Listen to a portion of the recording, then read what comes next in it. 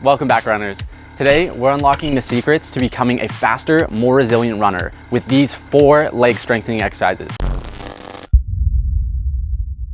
If you haven't checked out part 1 of the series, then pause the video and go watch that first. Research continues to show the importance of strength training for endurance athletes, and I'm here to simplify how you can add strength training to your training routine so that you can become a better runner. These studies indicate that both maximal and submaximal strength training should aid in the improvement of aerobic performance through an increase in neuromuscular performance, thus leading to improved rate of force development and aerobic performance.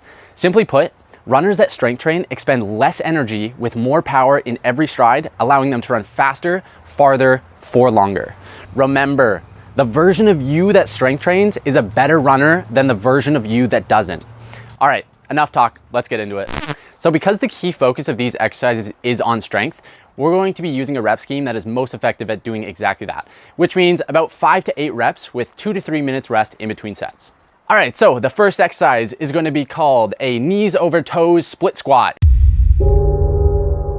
It's basically exactly the way it sounds. I got this exercise from Ben Patrick, or the knees over toes guy. Be sure to check him out. I've been doing this exercise when I started getting knee pain, but it's also a great strengthening exercise that can help you build more resilient knees. So for this exercise, you're gonna use 2 dumbbells.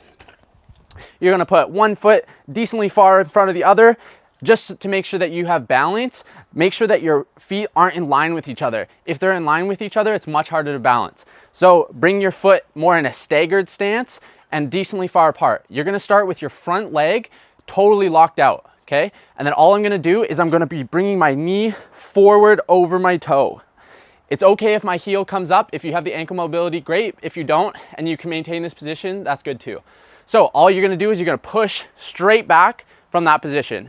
Down and forward, knee goes way over your toe, push back up. Okay, so this exercise isn't just about strengthening the knee in this bottom position.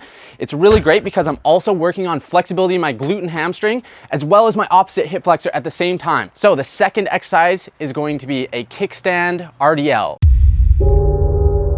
or a kickstand Romanian deadlift. Okay, so for this exercise, you're just gonna need 1 dumbbell, and you're gonna get into a staggered stance. Now, it's not a coincidence that a lot of these exercises are in a staggered position.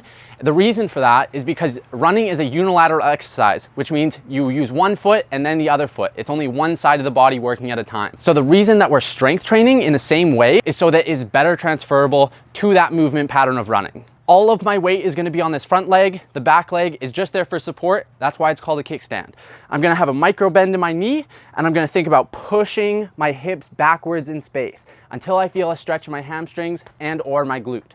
And then I'm just gonna explode back up so that my hips are under my shoulders again. Just like that, hips go back till I feel that stretch, explode back up. Now, if that's not hard enough for you and you want a harder progression for that, or a more total body progression from that, all you're gonna do is you're gonna lift your heel off the ground just a millimeter or so, just so you're engaging that calf muscle. You're gonna start feeling all these tiny little muscles in your foot, exactly like the first progression. I'm gonna be on my toe, all of my weight's on that front foot still, and I'm pushing my hip back in space until I feel that stretch in my hamstring, and then right back up. This exercise is gonna be a lot harder to balance, but you'll start feeling the benefits in your foot and your calf at the same time. All right, so exercise number 3 is gonna be the single leg glute bridge. For resistance, we're using a dumbbell. If you want to use a barbell, go for it. So you're obviously going to need a bench that's pretty stable because you're going to be putting a lot of force into it and you don't want the bench to be moving backwards. So you're going to sit in front of the bench. I'm going to grab the dumbbell. I'm going to put it on my working leg crease. So because we're doing a single leg glute bridge, I want that my working leg about in the middle of me, okay? Just so I'm not lopsided. And then all I'm going to do, I'm going to get into position first by bringing my back higher up on the bench so I'm nice and stable on my shoulder blades. And then I'm gonna put my other leg forward, and then I'm gonna go all the way down and then flex my glute all the way up. Down, squeeze my glute at the top, all the way down. So the things that I'm thinking about while I'm doing this exercise, I want at the top of the movement for my shin angle to be up and down. If my foot is too far out and my shin is more of an angle, I'm gonna be engaging my hamstrings a lot more than my glutes. In this exercise, we want to be targeting our glutes. So the 4th and last exercise is going to be a straight leg calf raise. Similar to the bent knee calf raise that we did in our previous episode, it's going to be basically the same. We're targeting the gastrocnemius instead of the soleus this time, which again is super, super important for all of us as runners. You're going to grab a dumbbell, For this one, I like to put my opposite leg up on a bench. It makes it so that I can balance a little bit easier, target the muscle a little bit better, and go a little bit harder. So all I'm gonna do is I'm gonna put my non-working leg up on the bench like so, and my working leg, you can choose to put it right under you, but if you're like me, I actually like to move my foot back a little bit. It makes it feel more like I'm in a sprinting or running position, and it increases the range of motion of my ankle. Loading up the muscle in the stretched position is going to provide a little bit more stimulus as well as strengthening that end range of motion, which is really important as well. I'm gonna go down, keeping load on the muscle so I'm not resting at the bottom, and then I'm gonna squeeze all the way up. Slow down, not rest at the bottom, squeeze, hold at the top, making sure that my leg is straight the whole time. Again, like I said, if I want to move my foot back a little bit, feel free to try it. You'll feel a little bit more stretch in this hip flexor. The movement is the exact same whether my foot's back or right under me as well.